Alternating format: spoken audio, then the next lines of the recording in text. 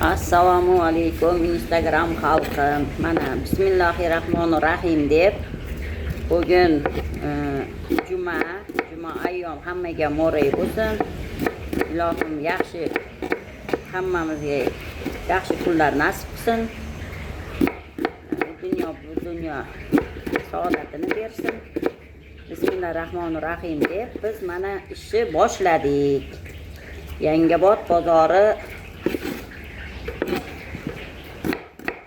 nomer 1 oshxonasi, ya'ni Klaraxon opani oshxonasi. Alaykum assalom, yaxshisiz? Yo'q, mayda yo'q.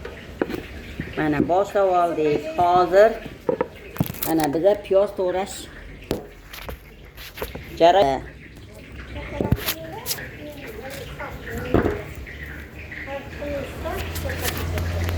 Mana hozir endi bismillah deb oshga piyoz to'g'rayapmiz. Men boshidan ko'rsatay deb niyat qildim. Xudo xolasa mana kelinglar, ko'ringlar.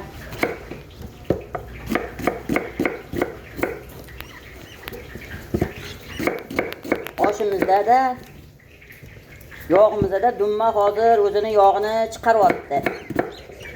Mazasini yoqqa beryapti. Nima uchun oshim yaxshi? Uni o'zini sababi bor.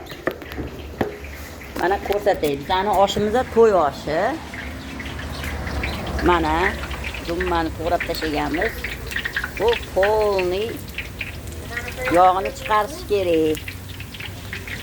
Mana bu dumbalar yog'ini chiqarish kerak yoqqa. O'shanda oshimiz mazali bo'ladi.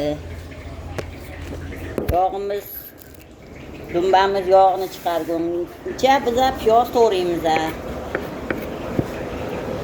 Mana piyoz to'g'rash jarayoni. Qancha piyoz ko'p bo'lsa, shuncha osh mazali bo'ladi. Instagram xalqim, mana piyoz oshga ovqat qilayotganda piyozni ayamanglar. Piyoz qancha ko'p bo'lsa, shuncha osh shirin bo'ladi. Endi har oshpazni o'zini sekreti bor. Bizda sekret yo'q. Mana. Yaxshimisiz? Alaykum assalom. Yaxshi, rahmat. Allohga shukr bo'ladi. Mana. Bu birinchi anaqamiz. Piyozimiz.